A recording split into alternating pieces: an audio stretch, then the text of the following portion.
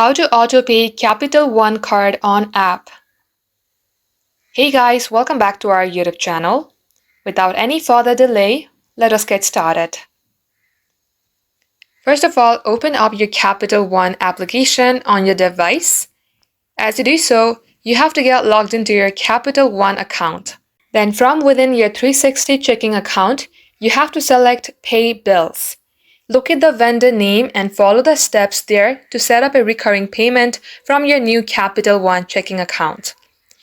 When a company or person has been chosen for a payment, you can then select Set Up AutoPay. Then enter the amount, first send on date, frequency, and duration for your payment.